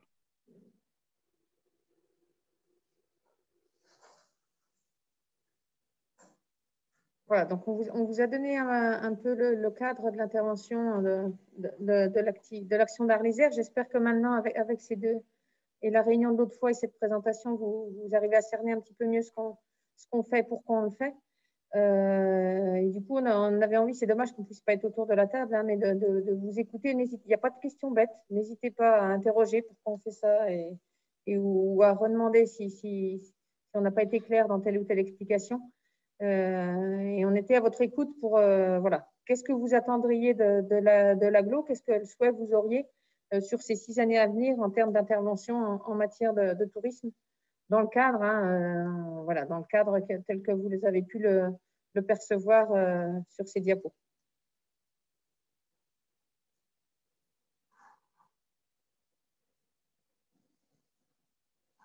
Alors après, si vous n'avez pas de questions proprement dites, je pense qu'il serait intéressant, c'est qu'après, et vous devez les avoir sur les invitations, c'est les mails, que ce soit de Laure, de Florent ou de Vincent. Une fois que vous avez digéré la réunion, il y a toujours temps de revenir dessus et puis de nous informer, hein. Même Christian et moi-même, je pense que vous avez nos mails qui s'affichent dans les invitations pour les commissions. N'hésitez pas à rentrer en contact avec nous et puis là, on va rentrer dans la période, on va dire, un peu plus touristique avec les contraintes que nous avons. On va s'en sortir. On va faire feu de tout bois, on va faire de la luge, du ski de rando, de la raquette. On va accueillir tout le monde pour avoir un bon Noël et de bonnes fêtes de fin d'année. Mais si vous n'avez pas de questions autres, parce que je n'en vois pas s'afficher là en bas dans le conversé, est-ce qu'il y a des gens qui ont des remarques à faire ou pas du tout là pour l'instant? Une question sur la piste cyclable Albertville-Beaufort. Christian, est-ce qu'on te laisse en dire un mot? Monsieur le maire. Alors, grande question. Donc, on attend le résultat de l'étude, d'une étude qui a été lancée au sein d'Arles Isère, et le résultat devrait tomber fin janvier, début février, et on en reparlera à ce moment-là, parce qu'aujourd'hui, je n'ai pas tous les éléments pour revenir là-dessus. Donc, c'est une décision qu'on a prise, tous les maires du Beaufortin, d'attendre le résultat de cette étude, y compris Menton. D'ailleurs, il y avait le maire de Menton avec nous, il y avait Jean-François Brugnon, il y avait aussi Xavier, c'est ça, Stéphane, pardon. Il y avait Stéphane, et dès qu'on aura le résultat de cette étude, on en rediscutera. Voilà. Mais il faut attendre le résultat de l'étude avant de lancer le projet. Voilà, ce qui permettra de définir un cadre déjà financier pour savoir combien ça coûte, parce que entre ceux qui annoncent que ça coûte 1 million puis ceux qui disent que ça peut en coûter 4-5, voir les endroits où ça pourrait éventuellement reprendre la route sur des petites portions, voir s'il y a des anciens chemins. Donc il y a une belle étude à faire. Ça permettra d'avancer dans ce projet qui est un projet qui date un peu, mais il est bon d'en faire le tour et de pouvoir apporter des...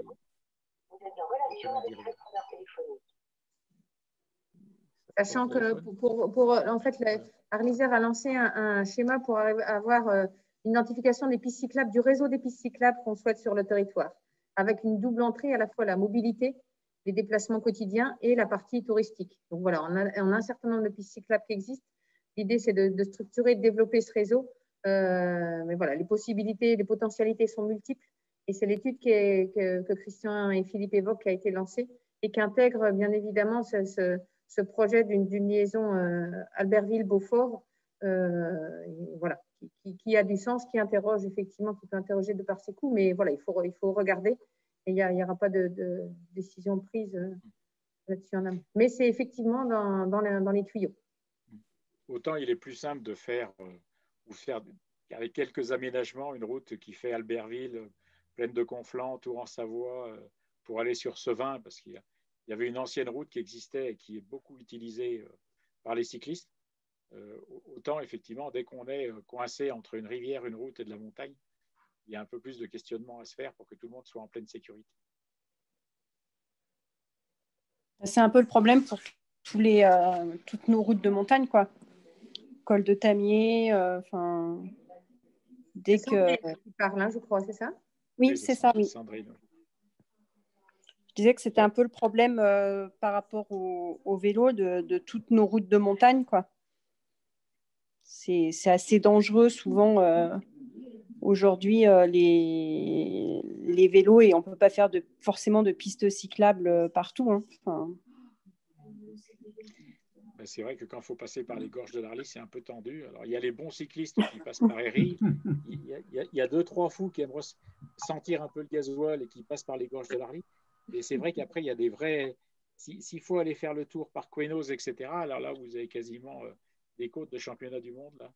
Il faut déjà avoir un bon niveau pour s'envoyer. Bonjour, vous m'entendez? Oui. Quand vous prenez la parole, est-ce que vous voulez bien mettre votre caméra, du coup, comme ça on a... Ouais, je peux mettre la caméra. Donc, c'est Pierre Rapatron, notre âme hier. D'accord. Moi, j'ai deux questions.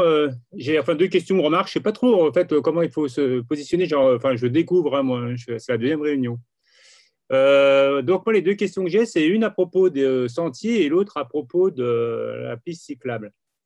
Je vais commencer par la piste cyclable. La piste cyclable, est-ce qu'il est prévu de faire des aménagements modestes, mais qui seraient assez intéressants, je pratique pas mal le vélo, j'ai fait pas mal de pistes cyclables, et quand vous vous promenez sur les pistes cyclables allemandes ou autrichiennes, par exemple, vous avez régulièrement sur la piste cyclable des endroits où on peut camper, qui sont quasiment gratuits. Il y a des petits endroits pour remettre quelques tentes. Il y a un point d'eau. On peut même prendre une douche. Là, nos villes, et en particulier Albertville, par exemple, c'est un endroit où on ne peut pas prendre, il n'y a pas de douche publique. C'est compliqué, en fait. Et si on pouvait imaginer des choses comme ça sur les itinéraires, ce serait peut-être des choses qui seraient intéressantes et qui pourraient contribuer à un tourisme qui soit dans la vallée. Parce que là, depuis que je suis à La Réunion, là, on parle beaucoup de la moyenne montagne. Et nous, on est dans la vallée et on a nos versants qui sont dans la moyenne montagne, mais ça se passe dans la plaine quand même, l'essentiel de l'activité. Donc, je voulais savoir s'il y avait quelque chose qui était prévu comme ça, et notamment sur les points d'eau, puisque de plus en plus dans les villages, quand on fait du vélo, les fontaines sont fermées, il n'y a plus de points d'eau. C'est compliqué pour un cycliste itinérant de trouver de l'eau aujourd'hui, en dehors de passer par un supermarché ou une petite épicerie. Ça, c'était la première remarque sur la piste cyclable. Et après, sur les sentiers, c'est un peu la même chose. Parce que bon, donc moi, je dois être la personne référente sentier là, sur ma commune. On l'a vu avec le Covid et on le voit aussi dans les grandes métropoles aujourd'hui, bien plus grandes qu'Albertville. Il y a de plus en plus une demande pour des sentiers qui permettraient d'être des sentiers urbains. Et par exemple, de pouvoir imaginer tout un continuum entre les différentes communes périurbaines d'Albertville, mais un continuum qui soit éloigné du goudron, c'est-à-dire qui ne soit pas juste sur des trottoirs et puis qui nous permettrait d'entrer dans Albertville, mais imaginer une sorte de sentier qui permettrait de faire tout le tour d'Albertville, des communes périurbaines, et puis après des pénétrantes sur Albertville, mais qui soit agréable et belle à voir, pas un sentier quelconque pour rejoindre le centre-ville. Donc ça, moi, l'ayant beaucoup pratiqué, je ne l'ai pas vraiment repéré, et je voulais savoir s'il y avait quelque chose dans cette idée-là, quelque chose qui donnerait une personnalité à la vallée, quoi.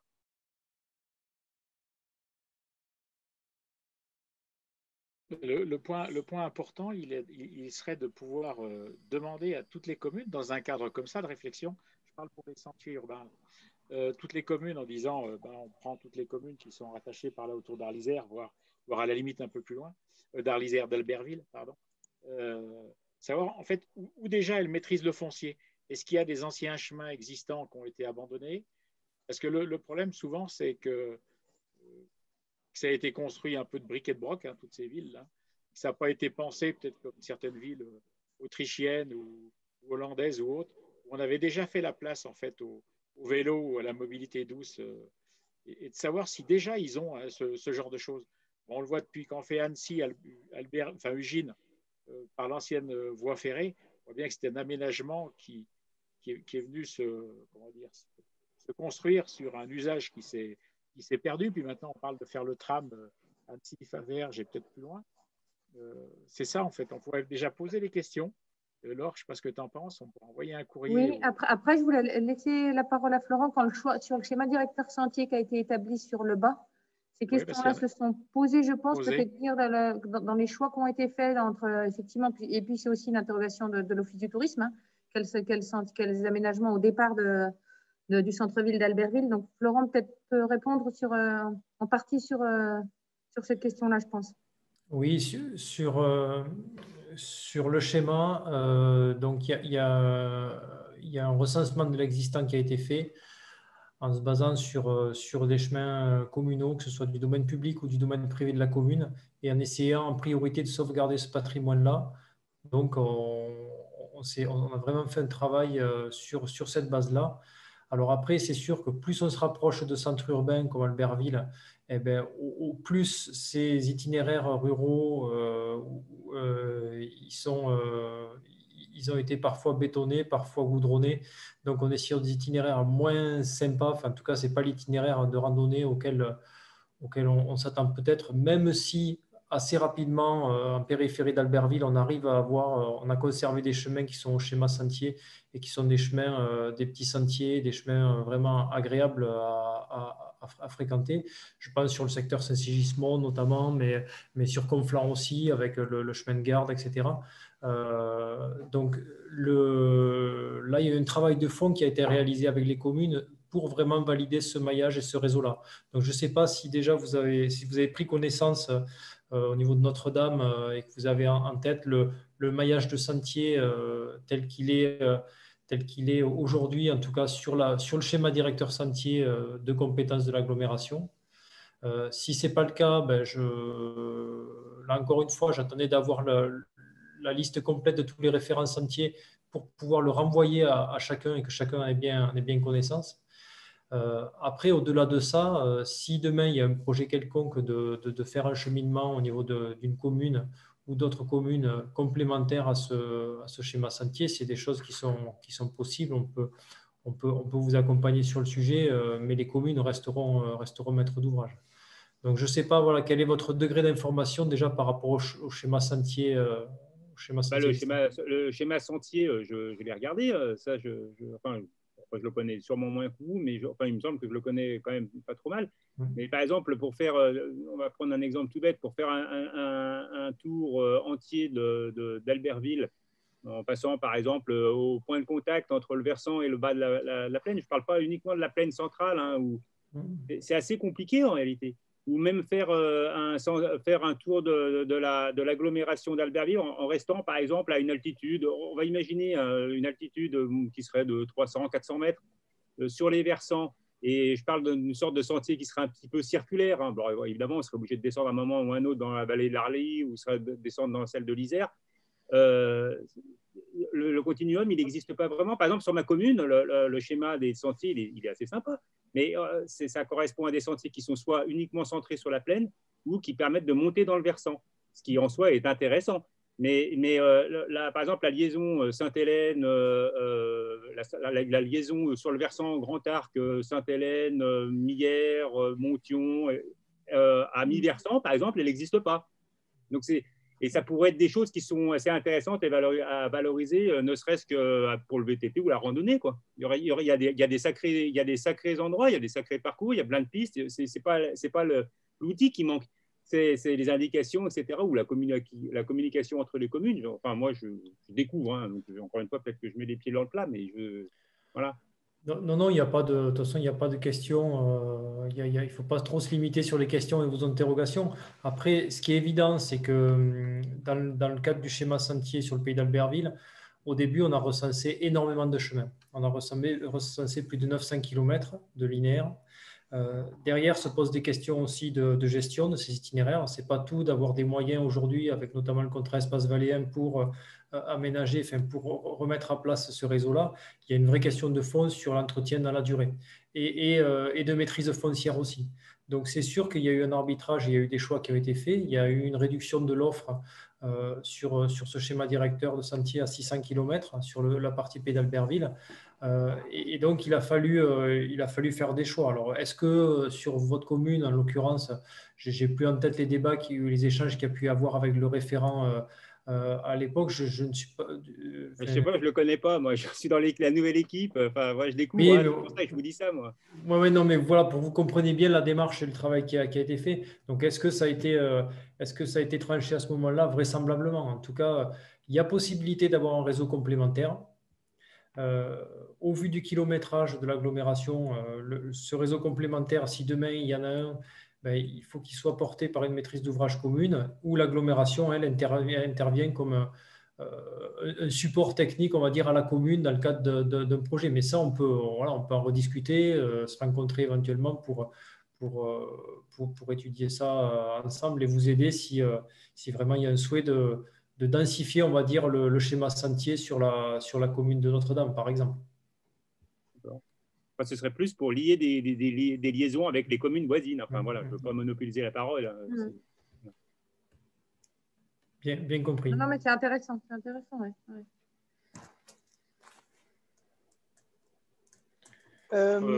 Et sur la partie, pardon, excusez-moi, juste pour compléter sur la partie voie verte, piste cyclable. On a un rendez-vous, enfin, on a une réunion de travail la semaine prochaine avec Agathe et le département sur ce sujet. Donc, ce serait intéressant de leur reposer la question par rapport aux aménagements spécifiques, ce qui est prévu sur la V62 ou la V63, en sachant que c'est vraiment le département aujourd'hui qui est maître d'ouvrage sur ces équipements-là. Donc, j'ai bien pris note, moi, de vos remarques et de vos questions par rapport à ce qu'on peut notamment retrouver sur des itinéraires cyclables, que ce soit en Autriche ou en Suisse ou ailleurs. En sachant que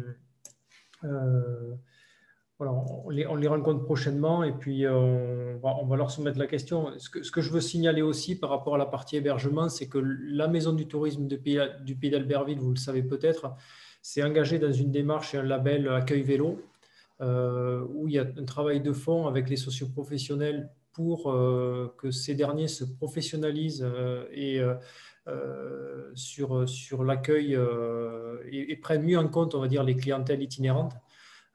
Donc, il y a quand même un travail de fond qui est fait par la Maison du Tourisme sur cette thématique-là, pour que justement l'itinérant demain qui traverserait ce sillon alpin ait des informations sur des hébergements adaptés et qui font l'effort de se plier, on va dire, aux attentes des itinérants vélo. Donc, il y a déjà un travail dans ce fond qui n'est peut-être pas assez connu, puisque vous ne l'avez peut-être pas en tête. Non, moi justement, vous pouvez me redire qui c'est qui s'en occupe, parce que je n'ai pas eu le temps de noter. Donc, c'est le label Accueil Vélo, c'est la Maison du tourisme du Pays d'Albertville qui le met en place, et avec l'Agence alpine des territoires, avec Agathe. D'accord. Merci. Sachant que la ville d'Albertville avait déjà mis en place un label. Alors, il y a plusieurs labels vélo. Je ne sais pas si tu as en tête, Florent, le nom du label, mais Albertville avait déjà travaillé sur un label pareil, qui n'était pas celui-là, mais qui était un autre, qui impliquait d'avoir des équipements, effectivement, pour laver son vélo, pour le remiser, pour prendre une douche, d'identifier des hébergements favorables à l'accueil du vélo, facilitant l'accueil du vélo, etc. Et là, par exemple, sur ces outils-là, on a une cartographie, on a, je veux dire, par exemple, je suis touriste de base, je clique Albertville vélo itinérant, je tombe là-dessus ou pas? Enfin, ça, alors par contre, je ne sais pas. Hein. Sur le site Accueil Vélo, vous pouvez trouver votre accueil vélo, que ce soit hébergement, restaurant, les lieux de visite, les offices, les loueurs réparateurs de vélos qui sont labellisés, ils sont référencés. Donc oui, vous pouvez les trouver. Après, ce renvoi, on le retrouve aussi sur le site de la Maison du tourisme du Pays d'Albertville. Est-ce qu'il est assez mis en avant? Aujourd'hui, si vous êtes cycliste, vous habitez à côté d'Albertville que vous ne connaissez pas, on peut penser que non. Il y a peut-être des efforts à faire pour que ce soit mieux connu. Mais il y a un travail structurant qui est porté par la Maison du tourisme dans ce sens aujourd'hui. D'accord. Merci. Sur l'application Savoie Mont Blanc aussi, hein, il y a la possibilité d'avoir la totalité des parcours du département qui donnent le dénivelé, la longueur, etc., qui permettent aux gens de faire un tour de 40 bornes, de 80 bornes ou de 150, qui est pas mal fait. Oui, ça, je connais. Il y avait une question aussi de Magda Soquet à Crévolant sur les infrastructures VTT. Donc, M. Rapatron évoquait ce qui concerne le cyclo, mais aussi sur le VTT, d'envisager les infrastructures de lavage et est-ce qu'on pourrait envisager de financer. Pourquoi pas? Alors, le truc d'espace baléen, pourquoi pas, hein, c'est qu'on va nous demander voilà, c'est pas, on va nous demander de monter un dossier qui soit pas une liste à l'après-vert. Donc, si on dit on met un axe pour les équipements liés à la pratique du vélo sous toutes ses formes, et là-dedans, on va venir financer des projets, c'est tout à fait possible. Mais on ne va pas pouvoir dire un coup, on finance un truc dans un sens, un truc dans un autre. Il faudra toujours qu'il y ait un lien quand même avec, enfin, qui est un cadre un peu général. Donc, la collectivité peut dire, moi, dans ce contrat espace Vélien, je veux mettre le paquet sur les aménagements liés au réseau cyclo, qui soient portés, pas forcément portés par Arlésère, parce que pas sûr qu'Arlésère aurait les capacités d'eux, mais Crévolant décide de mettre en place un point de lavage. Et dans ce cas-là, il y a une subvention. On pourrait envisager ça sous réserve qu'il y ait un chapeau et qu'on dise, bon, ben voilà, dans cette programmation, on est tous d'accord au vu de ce qu'on voit. On a besoin de développer nos infrastructures liées à notre réseau vélo VTT et on va les financer. Et après, ce sont des porteurs de projets, que ce soit une commune ou autre, hein, ça peut même être des privés, comme je vous le disais, qui viennent solliciter et qui là bénéficient de la subvention à un taux qu'on pourra définir.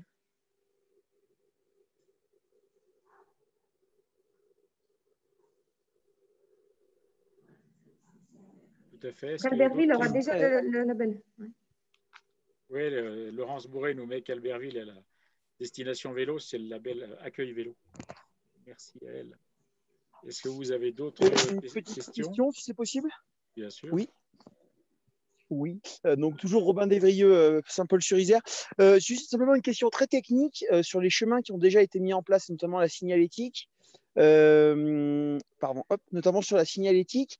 Est-ce que la signalétique en place, c'est la signalétique définitive ou est-ce qu'il y a des choses qui vont être rajoutées très clairement entre Saint-Paul et Cerblay, par exemple, pour ce que je connais, la partie où je suis, où je peux un petit peu aller voir sur la commune. Voilà, il peut manquer de la signalétique, notamment pour les gens qui ne connaissent pas. Et voilà, c'était savoir un petit peu où ça en était, si c'était définitif ou s'il y avait d'autres aménagements qui devaient être prévus. Alors, sur la signalétique sur Saint-Paul, elle est mise en place en totalité. Il y a peut-être un ou deux manques en altitude, mais elle est mise en place en totalité. Ce qui peut être rajouté, c'est si demain il y a un choix de valoriser sur Saint-Paul un itinéraire VTT, par exemple, on peut envisager, dans le cadre de la mise en tourisme, de ce que disait Laure tout à l'heure, de baliser un certain nombre de boucles VTT ou trail demain et d'utiliser ces supports directionnels existants. Donc ça, c'est pas en place aujourd'hui. Ensuite, ce qui concerne la signalétique directionnelle, on est sur une logique donc de grande direction avec une indication du poteau suivant sur les différents sur les poteaux, enfin sur les directions amont et aval. Donc ça, c'est codifié. Donc on est sur la même logique sur tout le territoire et au-delà même, puisque c'est une charte normée départementale. Donc on a normalement le même niveau d'information sur les différents secteurs. On va dire que c'est cet organigramme-là et cette hiérarchisation d'informations, elle a été faite partout de la même manière, c'est-à-dire sur la première ligne, on va indiquer la grande direction et sur les lignes suivantes, on va indiquer les poteaux, les deux poteaux, voire trois noms de direction suivants. Voilà. Ouais, d'accord. Donc, je comprends bien que c'est normé, mais du coup, si je peux me permettre, je trouve qu'il y a 2-3 endroits où c'est quand même un peu léger. Il y a vraiment, c'est-à-dire que, alors après, c'est sûr que si la volonté, c'est pas forcément d'en mettre à tous les croisements, c'est évident, mais notamment vraiment la traversée sur le bas entre Saint-Paul et Cerblay, par exemple, ce que je connais, voilà, il manque clairement des poteaux et si on n'a pas la carte sous la main, sans le connaître, c'est pas possible de trouver, quoi. C'est un peu la problématique à cet endroit-là que je connais, quoi. Voilà. sur notre commune en tout cas.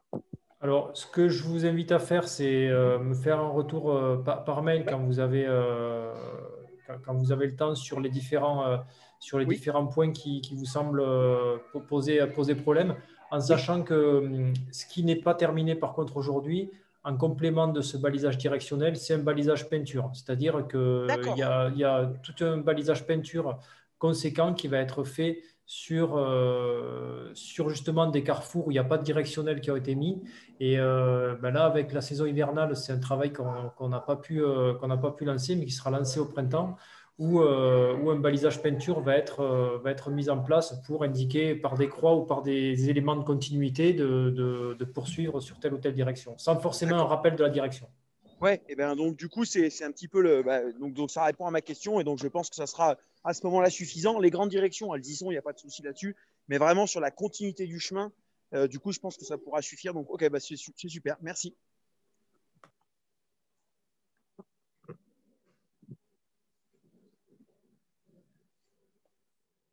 Alors une interrogation de Michael de Villeduc pour savoir où on en est du jalonnement des cols, de nos cols, notamment col de Tamier pour Mercury, mais aussi les autres. Peut-être Florent, tu peux faire un petit point. Oui, alors. D'avancée, on avait parlé des bornes kilométriques sur le versant côté Mercury. Oui, alors le collet de.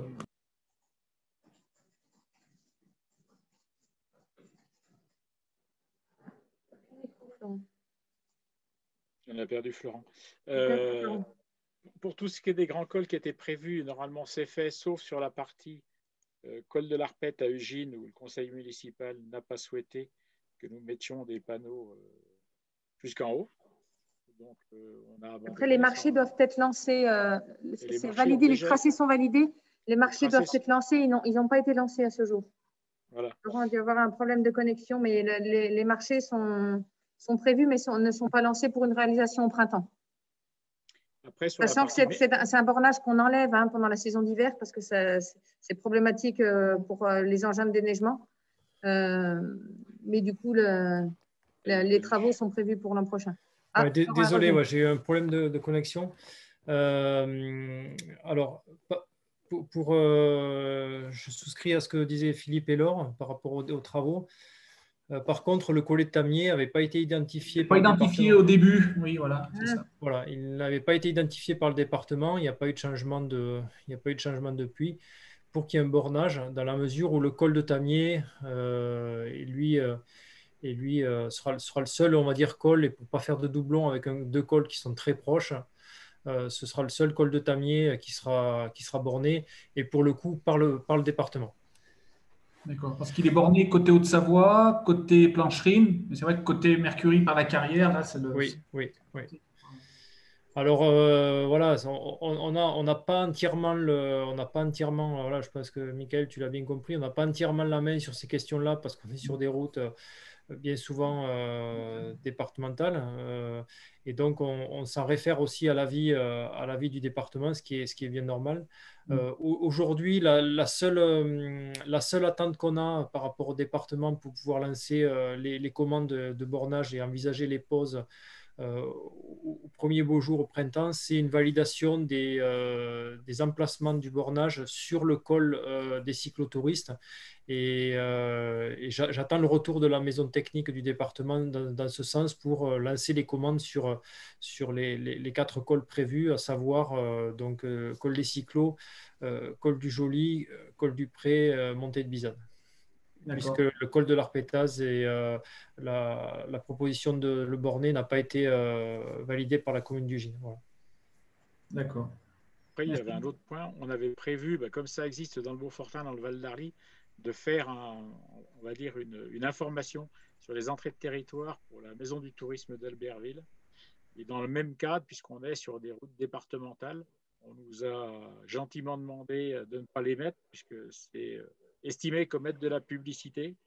En ce moment, alors ils ont attaqué le Beaufortin il n'y a pas longtemps. Là.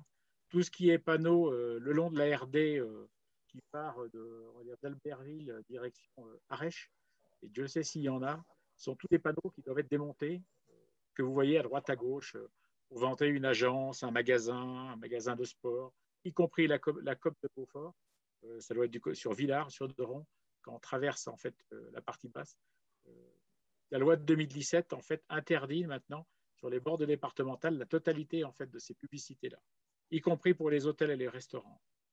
Donc là, ils ont attaqué le Beaufortin. Je pense qu'ils ne vont pas tarder à attaquer le Val d'Arly aussi. Je ne sais pas où ils en sont sur les autres parties en bas. C'est déjà fait, ça. On est déjà passé à la casserole en 2010. Le département est très actif là-dedans. Oui, oui. Elle remonte, les vallées.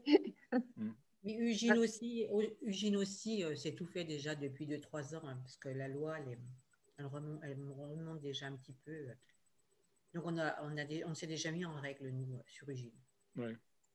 Après, les gens qui reçoivent les courriers sont on va dire, les propriétaires propres.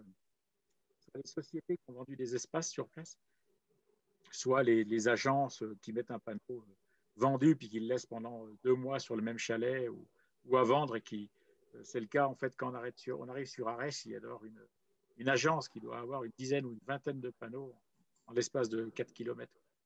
Donc ça, comme pollution visuelle, tout ça, là, ça fait partie des choses qui doivent être démontées. Alors, on verra les suites qui seront données et par les propriétaires et par le département, et on verra si ce printemps, tout a été nettoyé.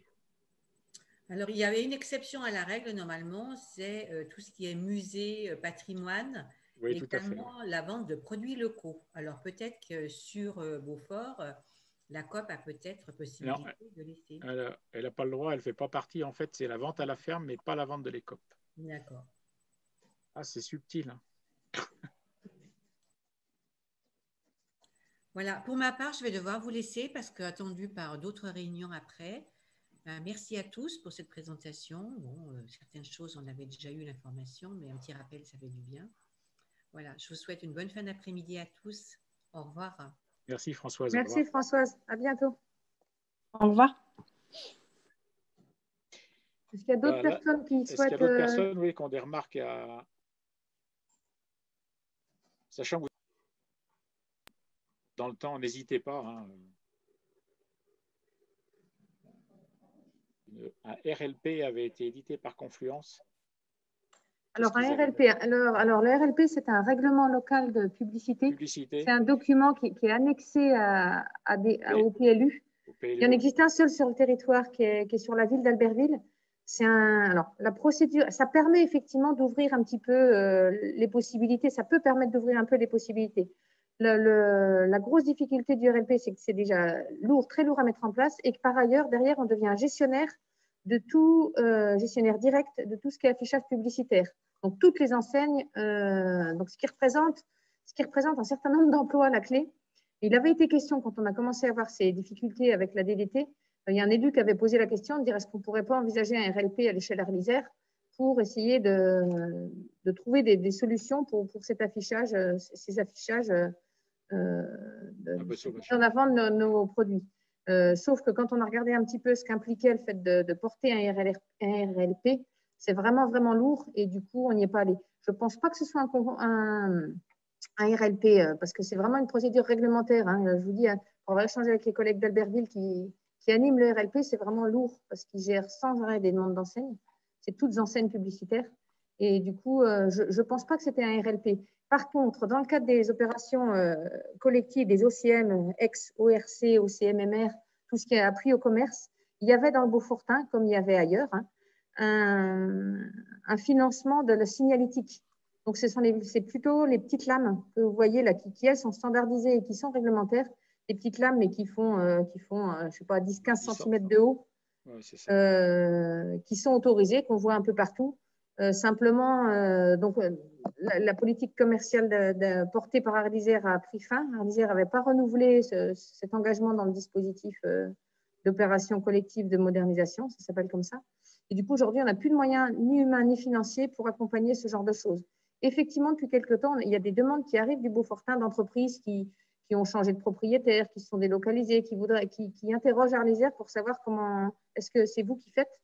Donc, c'est Stéphane Ruot qui suit ces questions-là, doit faire une réponse, notamment, je pense, un élu de Beaufort qui a interrogé ça aussi, pour dire, ben non, effectivement, ça n'est plus nous. on ne finance pas. Vous pouvez le financer vous-même. Et il y a aussi, voilà, mettre en place ces lames, ça se fait. Hein, les entreprises le font. Voilà, le numéro de téléphone est relativement bien mis en avant. Ça coûte de mémoire 200 ou 300 €, mais on ne fait pas au-delà. Et ce que faisait le Beaufortin, c'était, je pense, en partie ça, comme l'ont fait les autres communautés de communes à une époque.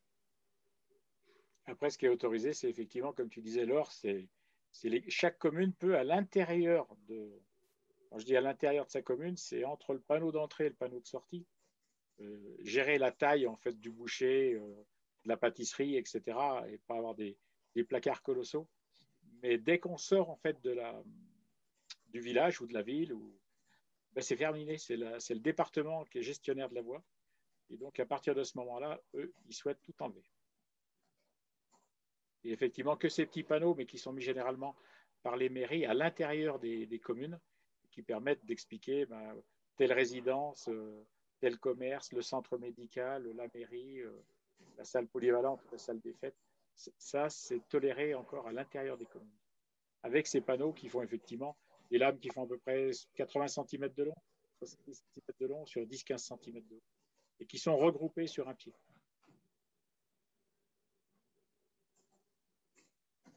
Oui, ça répond à votre question, Laurence.